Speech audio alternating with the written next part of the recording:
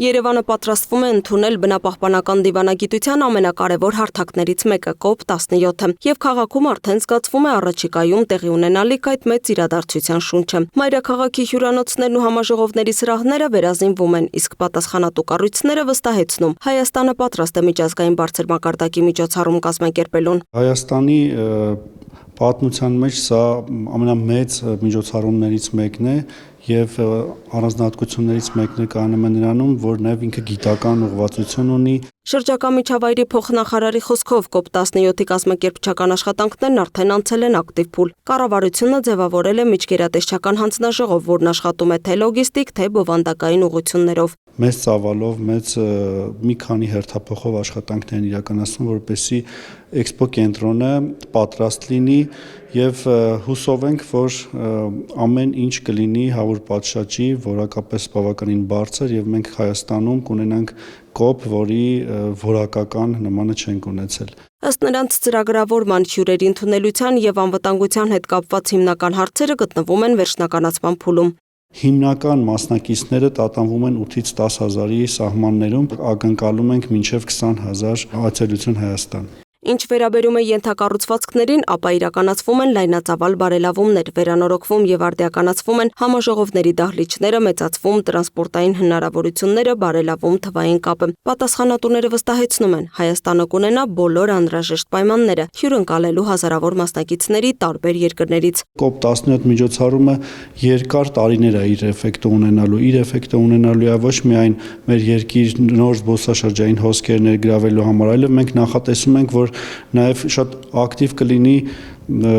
սննդի տուրիզմը Հայաստանում, որ մարդիկ կգանք ծանոթանան մեր ավանդույթներին։ COP17-ի շրջանակում քննարկման առանցքում կլինեն կենսաբազմազանության պահպանության, կլիմայի փոփոխության ազդեցության մեղմացման, էկոհամակարգերի վերականգնման եւ կայուն զարգացման հարցերը։ Առանձնահատուկ ուշադրություն կդարձվի նաեւ զարգացող երկրների խնդիրներին եւ միջազգային գործակցության ամրապնդմանը։ Հայաստանը ինքն էլ բավականին լուրջ քննություն է հանձնելու,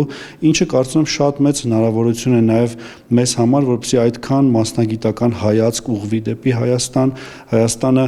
գնահատվի եւ մենք էլ հնարավորություն ունենանք ավելի լավարկելու, կատարելագործվելու եւ ավելի լավ շրջակա միջավայր ունենալու նաեւ մեր քաղաքացիների եւ երկրի համար։ Հայաստանը պատրաստվում է համաժողովում ներկայացնել իր կենսաբազմազանության թե խնդիրները, թե ձեռքբերումները։ Կներկայացվեն անտառների վերականգնման ծրագրերը, պահպանվող տարածքների ընդլայնման քայլերը, նաև վտանգված տեսակների պահպանության ուղղությամբ իրականացվող նախաձեռնությունները։ Միաժամանակ չի շրջանցվի նաև առկա մարտահրավերների, ջրային ռեսուրսների կառավարման եւ հողերի դեգրադացիայի թեման։ Ակնկալվում է, որ Հայաստանը հանդես կգա նաև կոնկրետ նախաձեռնություններով։ Դրանք վերաբերում են տարածաշրջանային գործակցության խորացմանը, կենսաբազմազանության պահպանության նոր մեխանիզմների ներդրմանը եւ ֆինանսավորման լրացուցիչ աղբյուրների ներգրավմանը։ Որպես հյուրընկալող կողմ իհարկե մենք կունենանք նաև մեր նախաձեռնությունները, որոնք միտված կլինեն